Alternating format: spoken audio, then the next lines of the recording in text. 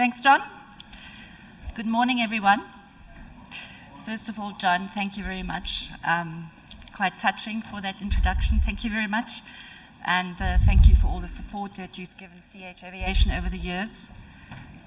We're delighted to be your media partner here today. And thank you for the opportunity to host this session. We have a wealth of knowledge and expertise on our panel this morning. And without further ado, I'd like to introduce and welcome to the stage Allan Kilavuka, CEO and Group MD of Kenya Airways. Allan has been at the helm of KQ. Next to me. Morning. Allan has been at the helm of KQ since April 2020, navigating the airline through the COVID pandemic and its current restructuring. He was previously CEO and MD of Jambojet and has over 23 years of experience in leadership and management. Welcome, Allan. Next up, Jenifer Bamuturaki, CEO of Uganda Airlines.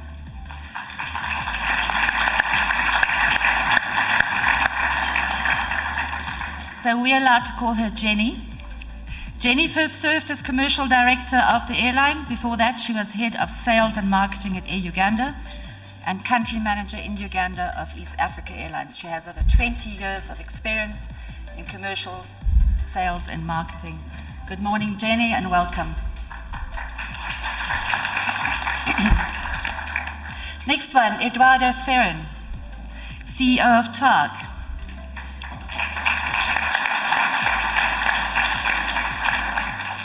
Eduardo joined TAAG in October 21 and is leading the current restructuring of the airline. He previously served as CEO of Viva Air Peru, COO and Senior VP Maintenance at Viva Air Colombia.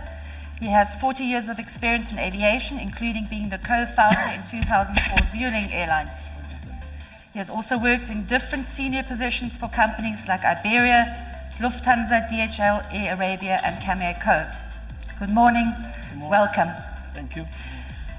The next speaker would have been Roger Foster, CEO and MD of Airlink, and unfortunately Roger is not able to join us today. He's taken ill.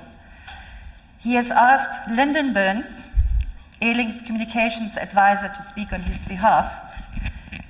Linden's been an advisor to Airlink since 2003, and many of you know him from his other roles in the industry. And in case you're wondering why we have the same surname, Linden and I have been in a long-standing joint venture since 1989, also known as marriage. Morning. He did ask me to say, though, that there's no conflict of interest. We don't work for the same company. While they're getting comfortable, I want to open up a poll. So open up your apps. The question to you in the audience is the following. What is the most realistic path to environmental sustainability for African airlines? Is it sustainable aviation fuel? Is it CORSIA?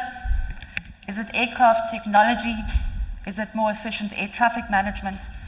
Or is it none of those? So go ahead and vote. And John will bring up the results later. All right, okay. So while they're getting the technology going, I'll carry on. Yep, we'll come to results later.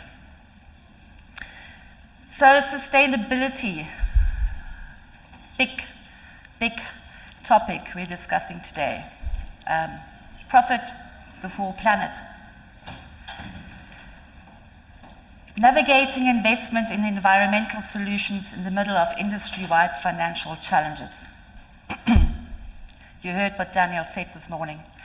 Can African airlines prioritize sustainability over even financial sustainability, not even profit, but financial sustainability in the short term? And before we get into the discussion, I'd like to take a minute to set the scene. As we all know, under Fly Net Zero, the industry is working towards net zero carbon emissions by 2050 to align with the Paris Agreement for global warming. There are four broad strategies, four broad pillars the use of sustainable aviation fuel, new aircraft technology, including new aerodynamic, manufacturing, and alternative propulsion solutions, such as electric, hybrid electric, and hydrogen, and fueled by SAF, improving airport infrastructure and air traffic management, and lastly, emissions that cannot be eliminated must be compensated through carbon capture and storage solutions and offsetting schemes. CORSIA, I assume you all know what it stands for, enters its second implementation phase in 2027, when all international flights will be subject to offsetting requirements except for certain exempt states. IATA released a roadmap last week, which highlights that globally airline policies need to be aligned, and globally we need $5 trillion to achieve net zero by 2050. In addition, under new EU rules by 2025, that's in 18 months, all aviation fuel must contain at least 2% SAF at EU airports. And this will increase to 70% by 2050. And in some countries, like in South Africa, there are now carbon taxes on domestic aviation. So that's the background. Now, what does this all mean for African airlines? Can you still hear me? Yeah. Every day we see announcements and reports of new designs and technologies and energy sources that are being explored and tested with varying degrees of success and relevance. And let's look at the practical and the financial and the economic and the policy challenges that you are confronted with as African airlines. So welcome everyone. Let's have a frank discussion. Let's get away from the PR fluff around the whole topic. I'd like to start with you, Allan, if you don't mind. As the host airline, what is your understanding of the term sustainability? Thank you, Hilka. And good morning to everybody. Welcome to Nairobi, and the home of the pride of Africa. Sustainability is, to me, talks to what we do today to meet today's needs, but not compromising on the future. So it talks to me about longevity for the long haul. So doing things that will not compromise our future, and that encompasses not just the environment, which is, I think, probably the loudest, but also our social, economic being on top of just environmental sustainability. So that, to me, is what sustainability is all about: the social, economic, and environmental. In other words, a more holistic approach. Yes, yeah. More holistic approach. Jenny, what would your take be on that? I agree with Allan. I would like to add also the political and the legal is also part of sustainability. I noticed that in aviation we kind of keep it around environmental, but it's bigger than that. It's the scope moves from political, economic, technological, and then also the environmental, but also the legal is a big factor in this whole sustainability conversation. Yeah. Okay. Eduardo, I want to ask you, so if IATA's forecast of another year of combined losses for African airlines is accurate, and given the weakening economic climate, is it feasible for African airlines to prioritize environmental sustainability over financial sustainability? Good question. I think that that is affordable only under one condition, that is the airlines are still surviving. Because the first thing to be sustainable is to keep alive. Because if the airlines doesn't exist, we're not talking about this, right? Then in the African aviation composition we have, a big part of state-owned airlines or subsidized state, partially state-owned airlines, and very few private airlines. Okay, then the official ones, they have also a compromise on some subject related to the social compromise and the political side that need to observe, that is clear. Then, even though everybody is sharing the same goals about the carbon zero and all these questions, the first thing to say is, it is survivable, this environment. My guess is that it will be extremely difficult that will happen if certain conditions are not being addressed properly. Among them, proper finance, proper access to new machines, sharing same goals, coordination, information, some of the things that has been discussed on the previous presentation when we saw some macros. We have seen many areas that there should be addressed, infrastructure, blah, blah, visas and everything. For me, from the pure economical point of view, one of the biggest things that African airlines should do is a proper fleet management and fleet planning, because the cost of ownership is killing all airlines here. That's it. And we have to be very honest on that. Then we need those conditions to be solved and find solutions. It's not a single airline that can do this. It's something that we have to make a common effort. But in order to have more soft conditions on there, and then we can be in a position to afford the sustainability and our climate change challenge that we have for the next years. Otherwise, it will be very difficult. Do African airlines have the access to finance that they need and the expertise in terms of, advice that they need on how to manage their fleets? We have here some representative of leasing companies and OEMs here that probably can give us more detail about this.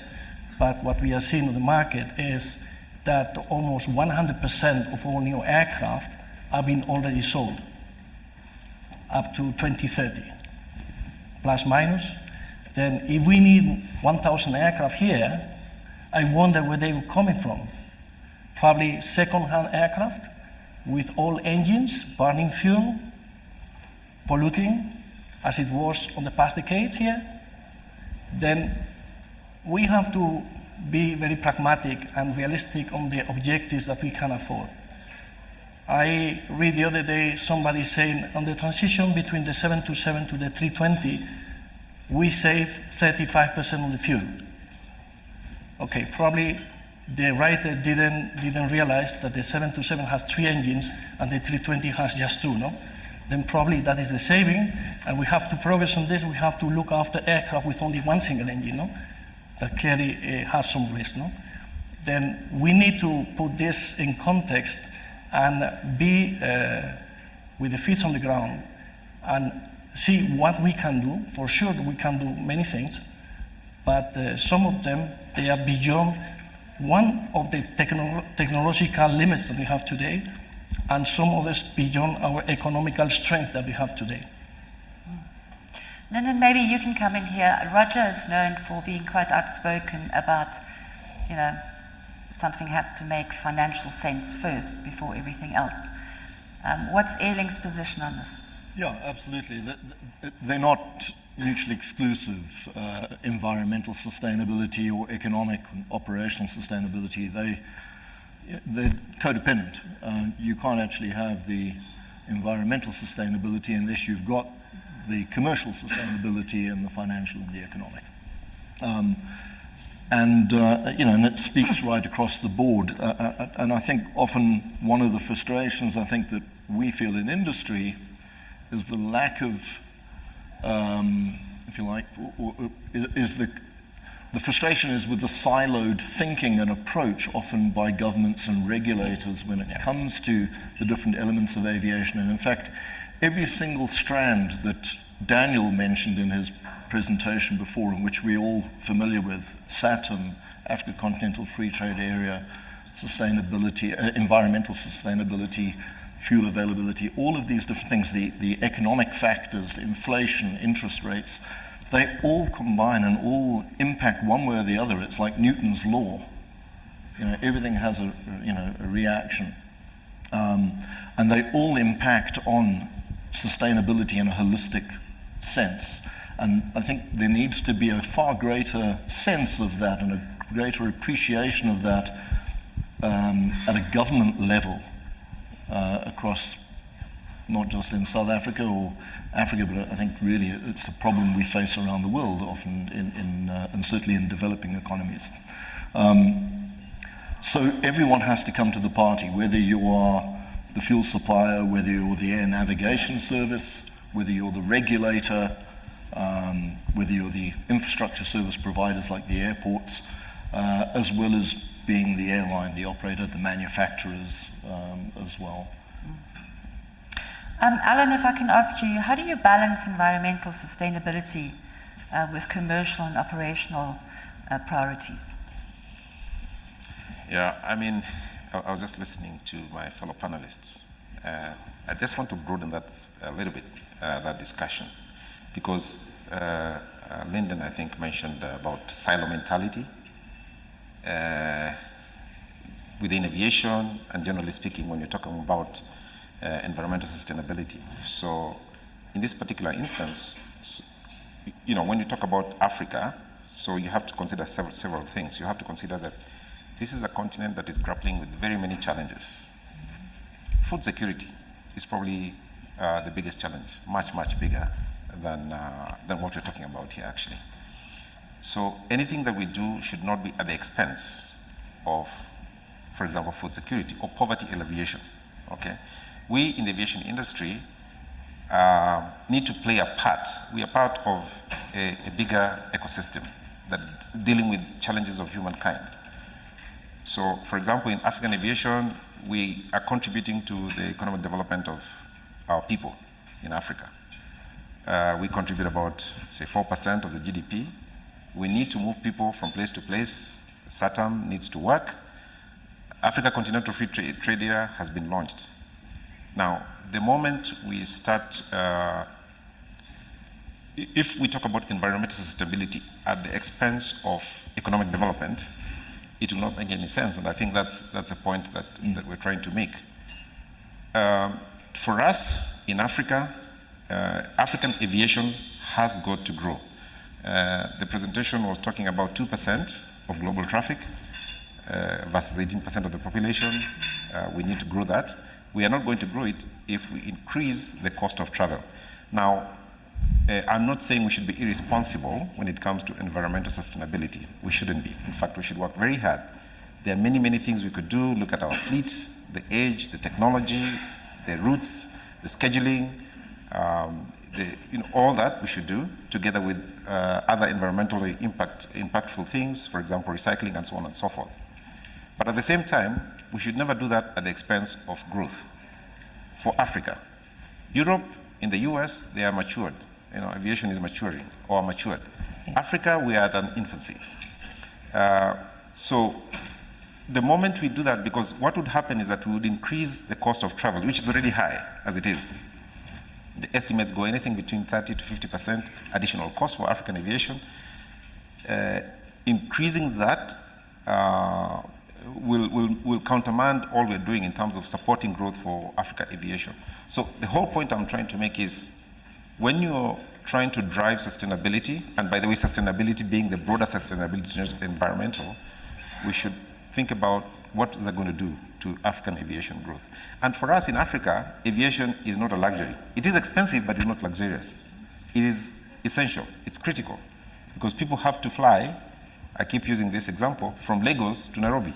They cannot go on the train, or they cannot drive from Lagos. In Europe, that is probably possible. Here, we cannot. We have to fly.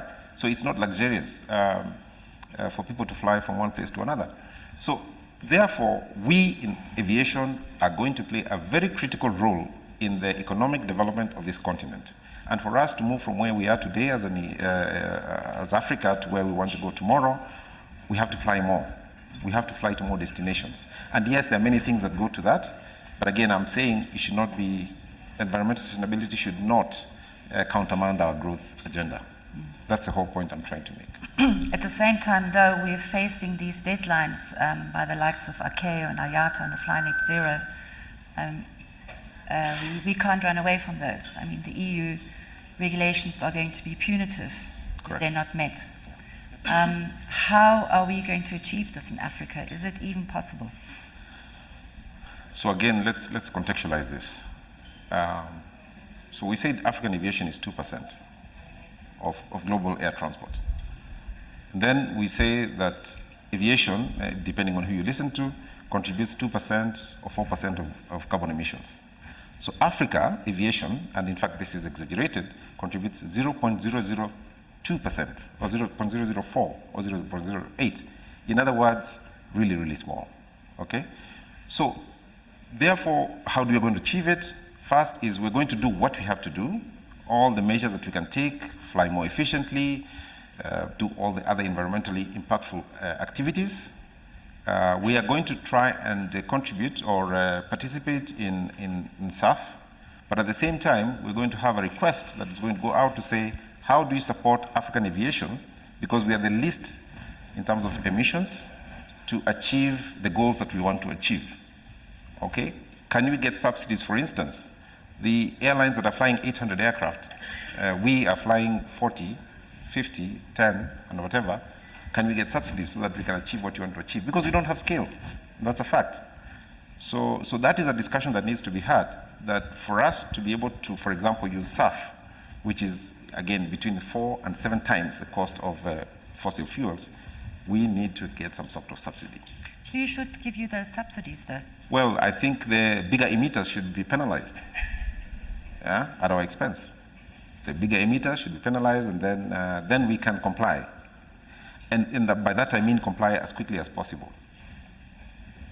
Jenny, do you think it's fair that Africa, that produces so little of the global emissions, has to play to the tune of the international community or the EU rules? I like what you say, play to the tune.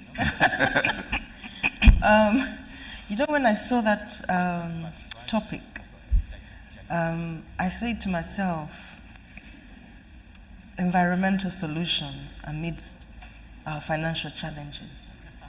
And that first presentation laid the ground for all of us. While the world has all these lovely pictures, everything is growing, things are changing, GDP is raising, but Africa, we continue to have the same challenges. And they're not just financial. That's why I kept insisting that as well as legal, we have issues of infrastructure. So a lot of what is needed for all these environmental solutions need financing. So most of these African airlines, we are looking for survival because the losses are high. The whole COVID thing hit everybody. So you're trying to get back. So now thinking of investing in environmental solutions that are so huge in that manner and so expensive because the SAF fuel is 3 times more. We can't afford it. And yet you're looking at expanding. So it's going to affect so many things. It will affect your expansion plans. It will affect even the type of aircraft type you buy, because you need now to have this equipment that is more efficient, that has more efficient engines and more fuel efficient and all that. So now you have to look at thinking about, so we have this particular aircraft type. So does that mean we need to find aircraft type that are compatible to this whole environmental solution? So I wouldn't want to say it's fair or unfair, but we need to be pragmatic about it. We need to be open about it. Can we afford it? Whether it's fair or not, the question is, can we afford it? Probably not. Because if you're grappling with losses, so now we're expecting to go back to our governments and say, oh, now you need to invest in this thing called SAF. Even having the governments understand how aviation and airline the industry operates is a great challenge. So now we have a new elephant in the house that we need to help them understand. Fairness is really small. It is just not affordable. And yet we must comply. Can I just add one thing Yes, to please. this? Just add one thing. You see, it would have been good if, if we increase the cost of travel and the passenger said we're going to pay for it. Yeah. But you do a poll here to say how much more are you willing to pay for SAF? Are you willing to pay 3 times the cost of your ticket today? None. Nobody's going to willing to pay 3 times, even 2 times, actually even 1.5 times, right, of the cost of travel, especially in Africa, where we already are 30% more expensive. So you see, that has to be thought about in that sense, and that's why I'm saying, if this is forced down our throat without due consideration of our size and the cost of infrastructure and aviation in Africa, we will all collapse. People will stop flying. And there was a question I kept asking myself, was like, was Africa involved in this whole plan? Or somebody sat somewhere and You know what they decided? say? If you're not the cook, you're on the menu. So we are the menu. So we are the menu, right? Yeah. I just wanted to come in on this point. So the accepted fashionable wisdom is that SAF is going to help us reduce emissions by 80% and be a great big silver bullet. But I think we're in danger of losing perspective. Yes. We go back last week, you talked about the IATA roadmap. IATA said that we're going to need 450 billion litres of sustainable aviation fuel a year by 2050. Reuters 2 days ago reported that sustainable aviation fuel output last year rose by 200% over 2021. That sounds like a fantastic figure, but it only rose to 300 million litres. So it's 0.06% of the way to the target. If the fuel suppliers are able to sustain 200% annual growth in output, yes, we might meet the SAF output target. Then we've got the issues around logistics, we've got the issues around distribution, the infrastructure, and we're forgetting that there are a whole bunch of other things that we could be doing that rely on all of our other industry partners. Let's have more efficient air navigation. Why have we still got procedures that require laborious holding patterns over obsolete ground-based navigation aids, for example, when we can be using modern navigation techniques and processes and procedures? Why are we still using diesel and petrol ground service vehicles when they could be powered by hydrogen fuel cells? There's a far greater application for those. They're being used more and more widely in the mining sector. So we know that hydrogen fuel cell technology works in land vehicles. We know that it's a hugely ambitious project for aviation.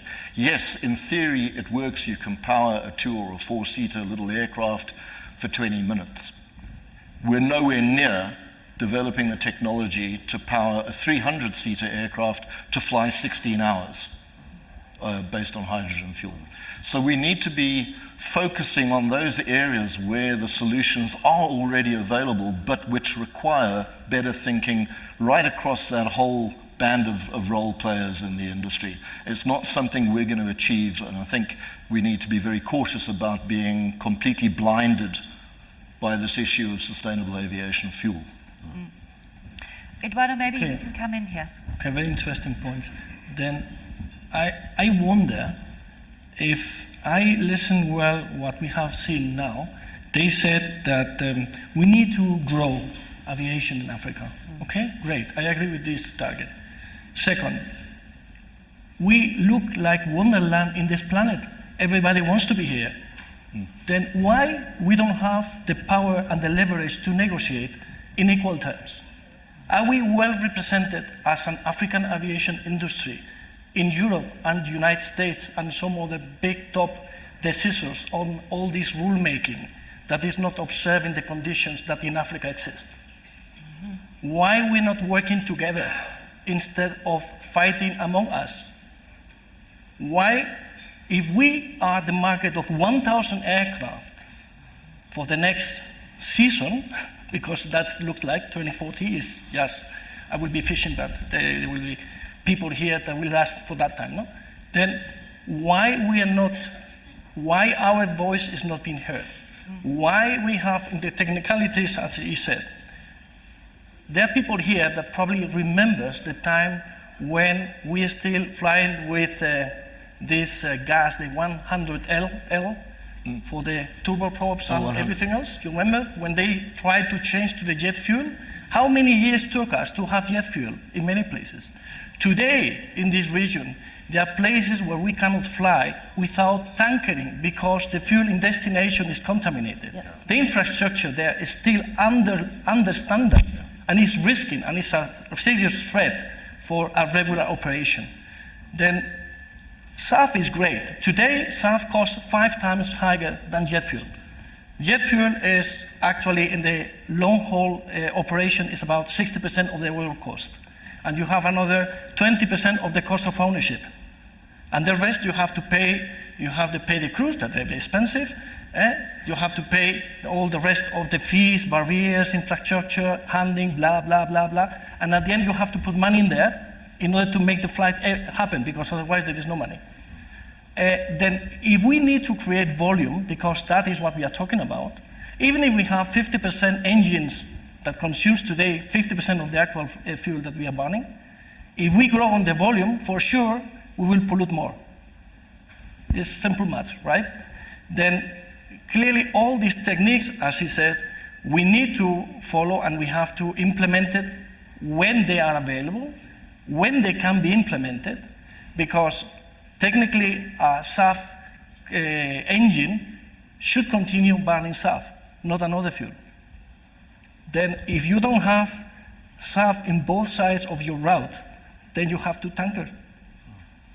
How long the industry will be able to deliver this service and this fuel everywhere in a normal network here across Africa? I presume that decades, to be realistic. Then I think it's a common effort of the industry to raise its voice, and also politically, in order to be well represented, because we have an African reality that is not the same reality as the rest of the world. Here, aviation, it is not a luxury, it's an absolute necessity. It's the tool to communicate different communities across this wide continent. We have probably to look after what happens in South America on the past decades when they start their deregulation process, and what happens and what is today, and what they did, because they face similar problems as we are facing today at that time. And they find also they have made a lot of effort in the authority regulation, the oversight, because the regulation, that is something that we have commented today, is great. I come from the low-cost industry. I don't have fear to compete. But I know the risk of competing unfairly. Then we need to have a strong authority looking after the predatory actions that some players can do. We have it in South America, we have it in Europe as well. Then this body here, I don't see that they are really existing, if it exists. Because predatory activities can kill any of us here, because we are, yes, big airlines if we compare to the African view, but in the world, we are very, very teeny companies. And we are very weak financially. We don't have the strength. We don't, even with a state, there is no state that can support a loss-making airline, except Alitalia, that the bankrupt country. And okay, with COVID, they were killed as well.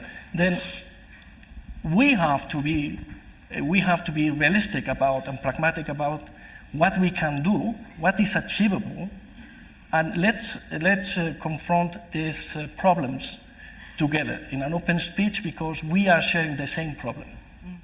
There is no one here that can hide behind the trees. This problem we arrive to everybody, with no exception. Well, if I can ask all of you, 3 of you are running state airlines, Airlink is private. Who are you lobbying Who are you talking to? What are you telling your governments, your associations?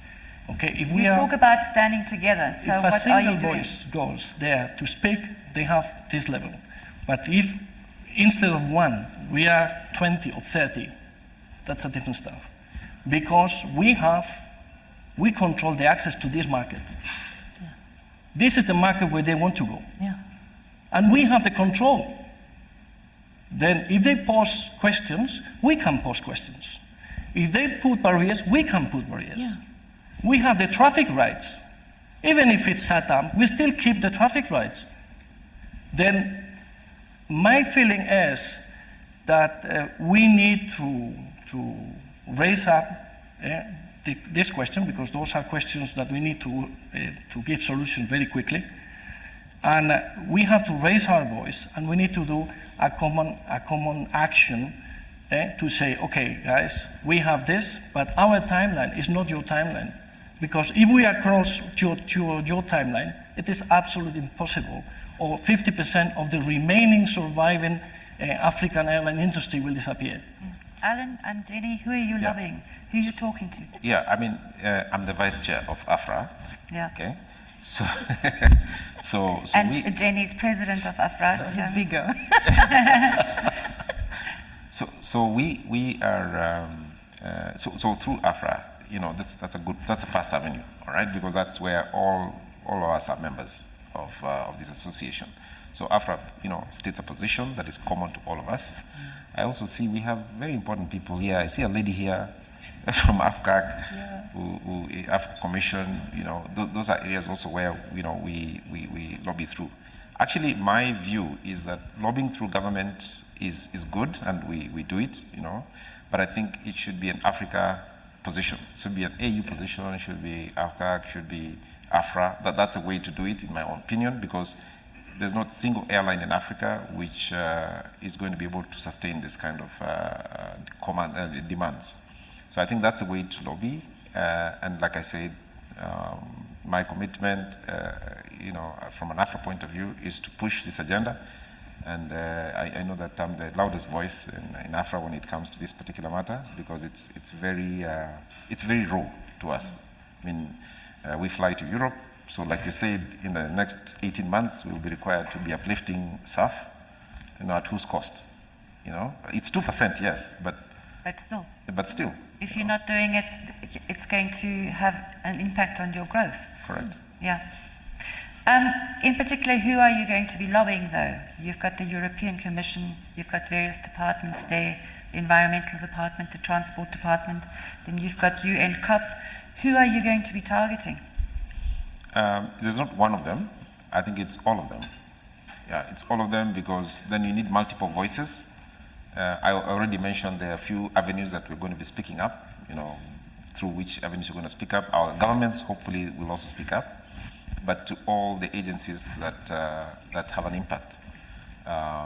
Yesterday, for example, I met the ambassador, the EU ambassador to this region. I raised this matter because it's that important to me. So it's multiple avenues. You know, at every opportunity we need to raise it, but of course we need a more structured way of doing it through the associations that we have. Yeah. In the meantime, what can you do from an African perspective?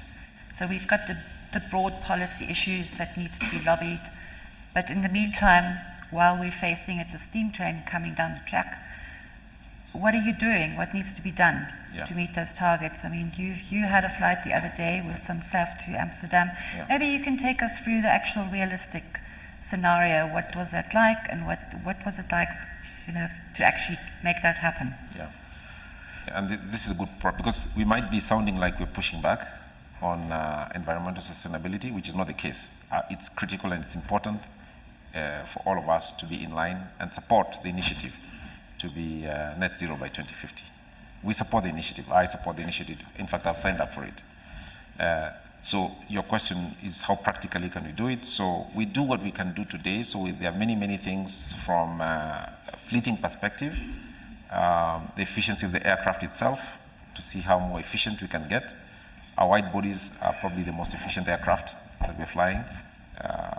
And then we have even the way we schedule the aircraft, the operational efficiencies. Okay, we should encourage people to fly more point to point, okay, so that it reduces the amount of flying within Africa.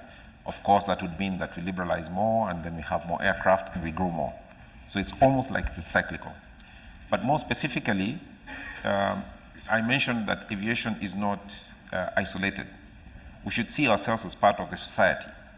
Today, here in Kenya, the biggest problem we have is deforestation. Okay? Now, we want to play a role in afforestation, in increasing the forest cover. I think it's 2% now. It was 10% probably 3 decades ago. We need to bring it back up. And that helps us when it comes to, and we're not carbon washing. We're actually trying to build up, participating in environmental sustainability, which could also help us to get to net zero by 2050. So that part of society is what we're doing. And then when it comes to environmental sustainability, you spoke about the flight. Look at the waste that we're producing. In fact, one of the other things that we're doing is how do we deal with the ground equipment? Linden was talking about ground equipment. There's a small project we're doing, which is a very interesting project. We have a young man who is working on converting plastic to diesel, usable diesel. We've gone through all the checks. They're all ticked off from a standards perspective. And we are sponsoring this young man to build up the business, in fact, housed within Kenya Airways. And we have committed to uplift all his diesel for all our ground equipment. Okay, so that's very practical. On the one hand, we're helping from an economic sustainability point of view by actually building a business and also creating jobs. Secondly, we are eliminating waste from the environment. And thirdly, we're reducing emissions because the fossil that comes from plastic is at least 50% less emissions compared to the fossil fuels. So those are some of the things that we're doing. Practically, do you think, and this is to all the panelists, do you think that offsets are the more achievable target? Is COSIA the way to go? Jenny, what do you think? Me? Jenny. Offsetting. Jenny first. You mean offsetting? Yes, well, Eduardo, go for it.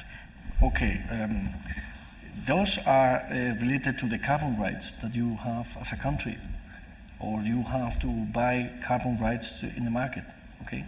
At the end, there is an extra cost, clearly. And one of my doubts is all this money that is being collected from the airline industry is really reinvested in the airline industry, or is disappearing on the pockets of somebody? Because this looks like I have to pay a predatory tax if I want to fly somewhere else. I have to pay somebody a brown envelope in order to be able to operate there. Then I don't have visibility. If this money it is really invested in investigation, development to raise down the prices or bring in new jobs or new positions on the country where this money is being collected, okay, sounds great. I don't have visibility if that happens. Then offsetting, yes, it is a possibility, but it's also a cost. And then we are coming again to how you can have growth and create volumes in air traffic here in Africa if you are constantly raising up the prices. Because we have seen that the GDP, it will not be so brilliant in terms of growth on the next 20 years.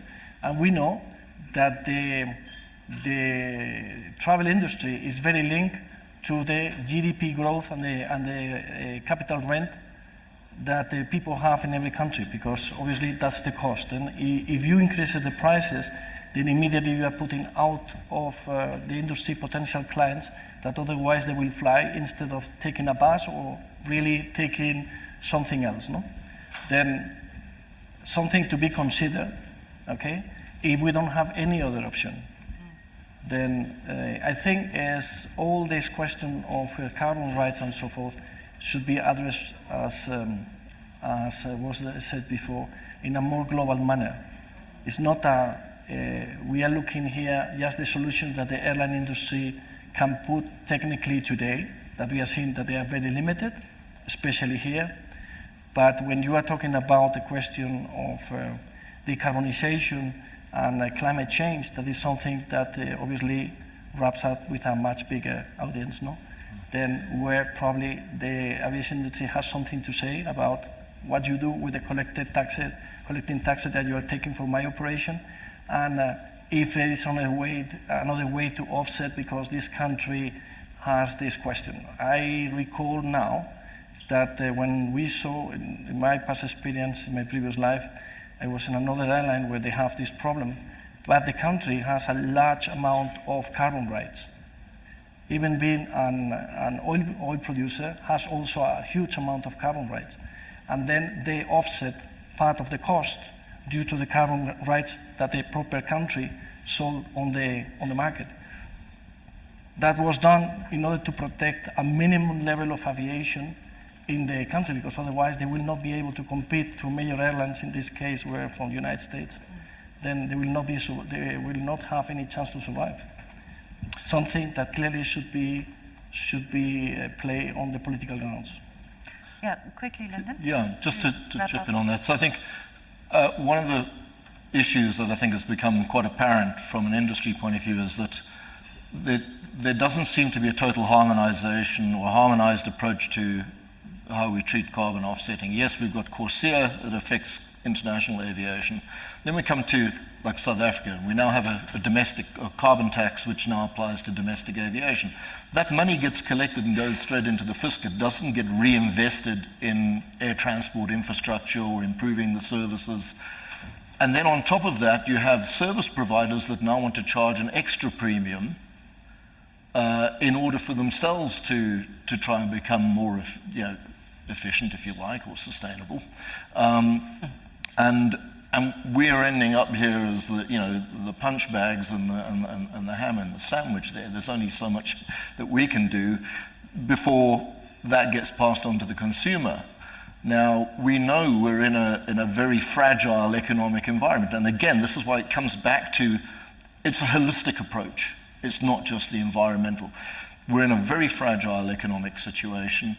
The markets can only bear so much in terms of what they can afford for air transport. We can't afford to have it, and we can't afford to have economies jeopardized because air transport becomes unaffordable. Because as everyone else has said on the panel, it's an absolute essential, it's a necessity in Africa. And we also need governments, I think, to not be allergic to industry and to commercial realities. Often policy making tends to be very much ideologically driven and not economically and commercially driven. It's not the same in all countries. I'm happy to say in Kenya it's not, but it certainly is in many others. And we find then that you get like Namibia, for example, wants to suddenly increase airport charges by a ridiculous amount. South Africa as well. But it's completely out of context, out of reality. I'm aware we need to wrap up. Just to each of you, what's your game plan going forward? To all of you. All of it. Let's start with Allan. Yeah, you always start with me. Yes. You're right You're next closest to to me. She picks on me, even on interviews. Okay, so I mean, so first of all, our commitment, I said earlier, we are committed completely, but we look at sustainability from a holistic point of view.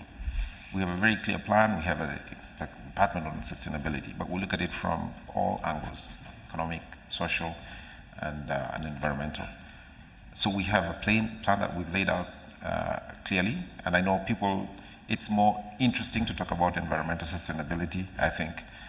We have a plan there as well, more around recycling for now. Like I said, all the other practical aspects of operationalizing the most efficient routes, for instance, and so on. Now, we have also gone to the back end and looked at, so how can we help when it comes to SAF? Because we have an innovation center as well. So our innovation center is looking at, so how can we participate in this SAF discussion? Okay, I'm aware we need to wrap up. Okay. So, Jenny, just quickly, yeah. What's your game plan? Like I said in the beginning, I think our problems as African airlines is bigger than that, just the staff issue. And also the fact that all these things keep coming up and they're coming from somewhere. I think Africa needs to be part of these conversations. Our game plan, I'll be honest with you, as an airline, we're looking at what is our strategy, what are our survival, where are we planning to fly to, how are we expanding sustainability in our areas where we operate? We have fishing. Jenifer, your microphone stopped operating. We have Hang on, I think they're bringing you a handheld mic. Entebbe. Just to give you an Wrapping up, example, a yeah. very quick one. If you notice, is it on? So Siri, talk into it. Yeah, it's on. There you go. Yeah. When you're landing in Entebbe, for those of you who have come to Uganda, you'll notice you land over water, the Lake Victoria. And we have these fishing villages along the flight path. And Entebbe is a bird sanctuary. So these fishing villages have their own way they dispose of waste, which means it's prone to birds moving into these areas and causing bird strikes.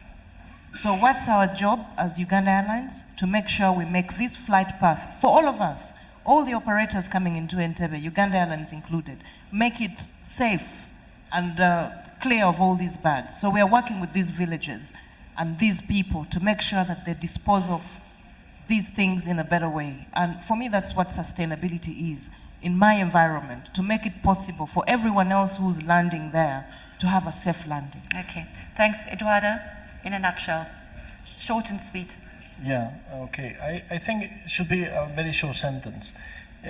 The solution of this problem comes only if governments, that they are the regulators, are talking with the industry as a whole and ask the industry what is achievable and what is not, what we can do immediately, at midterm and long term. And I think I missed this conversation, not only in every single country that most probably all of us we have already, also in the overall context of the African continent. What is achievable, we can do it. What is impossible is still impossible. Then the consequence of not doing this is what IATA predicted, that the African companies will lose more money.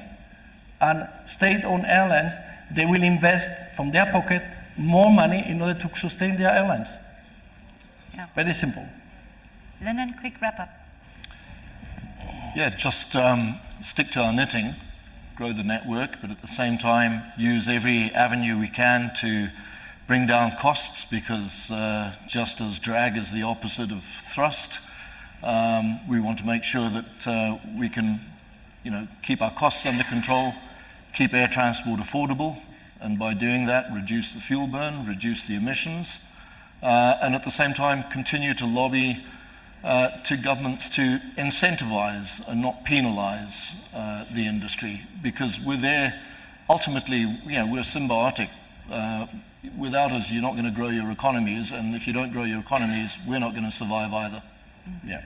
Well, thank you for everyone. I think it was a really important discussion and lots to think about. And I hope you can take this discussion further as airlines and take it further to your organizations, and hope we can face that steam train coming with more confidence. Thank you, everyone. John, back to you.